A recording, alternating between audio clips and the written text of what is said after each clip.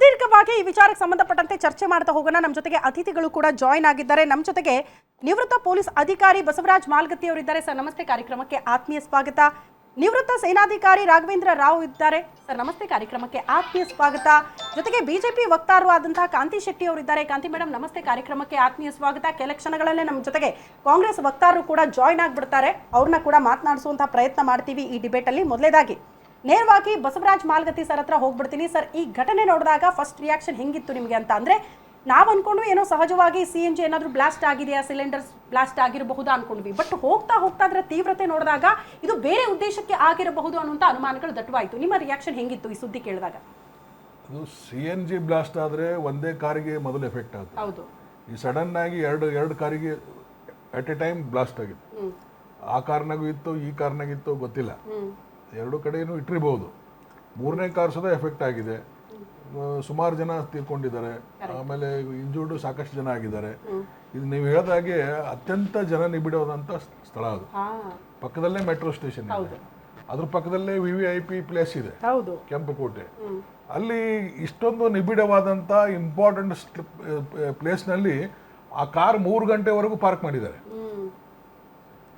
ಈ 3 ಗಂಟೆವರೆಗೂ ಪಾರ್ಕ್ ಮಾಡಿದ್ದಲ್ಲದೆ ಸ್ಫೋಟಕ ವಸ್ತುಗಳನ್ನು ಇಟ್ಕೊಂಡು ಇಡೀ ಜಾಗದಲ್ಲಿ ಸುತ್ತಾಡಿದ್ದಾರೆ.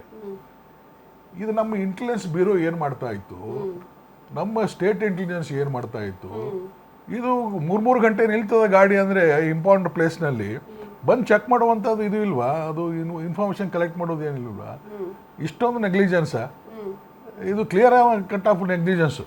ನಮಗನಿಸ್ತಪ್ಪ, ಪೆಹಲ್ಗಾಮ್ ದಾಳಿ ಬಳಿಕ ಗುಪ್ತಚರ ಇಲಾಖೆ ಮತ್ತಷ್ಟು ಸ್ಟ್ರಾಂಗ್ ಆಗಿರಬಹುದು. ಕೆಲ ಅಧಿಕಾರಿಗಳ ಎತ್ತಂಗಡಿ ಆಯ್ತು, ಬೇರೆ ಇನ್ಯಾರೋ ಪ್ರಾಮಾಣಿಕ ಅಧಿಕಾರಿಗಳನ್ನ ತಂದು ಕೂರಿಸೋ ಪ್ರಯತ್ನಗಳಾಯ್ತು. ಸ್ವಲ್ಪ ಗುಪ್ತಚರ ಇಲಾಖೆ ಸ್ಟ್ರಾಂಗ್ ಆಗಿರಬಹುದು ಅನ್ನುವಂತ ಇತ್ತು. ಬಟ್ ಅದು ಮತ್ತೆ ಫೇಲ್ಯೂರ್ ಆಯ್ತಾ? ಎಲ್ಲಿ ಸ್ಟ್ರಾಂಗ್ ಆಗಿದೆ ಅಂದ್ರೆ ಕಾಶ್ಮೀರದಲ್ಲಿ ಮಾತ್ರ ಸ್ಟ್ರಾಂಗ್ ಆಗಿದೆ. ಅಲ್ಲಿ ಪ್ರಿಕಾಷನರಿ ಮೆಜರ್ಸ್ ತಗೊಂಡಿದ್ದಾರೆ ಆ ಇನ್ಸಿಡೆಂಟ್ ಆದ್ಮೇಲೆ.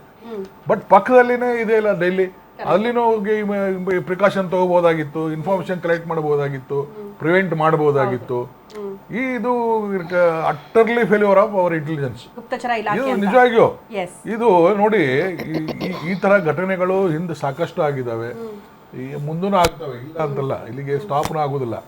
ನಮ್ಮ ಪ್ರಧಾನಮಂತ್ರಿಗಳು ಅವ್ರನ್ನ ವಾರ್ನ್ ಮಾಡಿದ್ರು. ಯಾವ ರೀತಿ ಎಚ್ಚರಿಕೆ ಕೊಟ್ಟರೆ ಏನಾದರೂ ಭಯೋತ್ಪಾದಕ ಏನಾದರೂ ಕೃತ್ಯ ನಮ್ಮಲ್ಲಿ ಸಂಭವಿಸಿದ್ರೆ ಅದನ್ನ ನಾವು ವಾರ್ ಅಂತ ತಿಳ್ಕೊತೀವಿ ಅಂತ ಥ್ರೆಟ್ ಕೊಟ್ಟರು. ಆದರೂ ಅವರು ಕೇರ್ಲೆಸ್ ಇಲ್ಲ, ಅಷ್ಟೊಂದು ಕೇರ್ಲೆಸ್ಸು.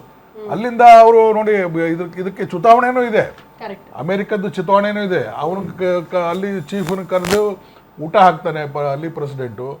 ಅವನಿಗೆ ಕರೆದು ಅಗದಿ ಹತ್ತಿರದಿಂದ ಅವನ ಲೆವೆಲ್ ಏನು, ಈ ಸೂಪರ್ ಪವರ್ ಪ್ರೆಸಿಡೆಂಟಿನ ಲೆವೆಲ್ ಏನು ಲೆಕ್ಕಕ್ಕೆ ಇಲ್ಲ. ಕರೆದು ಊಟ ಹಾಕಿ ಅವನ ಜೊತೆಗೆ ಹರಟೆ ಹೊಡೆದು ಇದು ಮಾಡ್ತಾರೆ. ಇಷ್ಟೊಂದು ನೀಚ ಕೃತ್ಯವನ್ನ ನಮ್ದು ಒಂದ್ಸಗೆ ನೇರವಾಗಿ ಗುಪ್ತಚರ ಇಲಾಖೆ ಕಂಪ್ಲೀಟ್ ಆಗಿ ಫೇಲ್ಯೂರ್ ಆಗಿದೆ, ಇದ್ರ ಬಗ್ಗೆ ಮಾಹಿತಿ ಪಡೆದುಕೊಳ್ಳಲಿ ಅಂತ ಬಸವರಾಜ್ ಮಾಲ್ಗತ್ತಿ ಸರ್ ಹೇಳ್ತಾ ಇದ್ರು.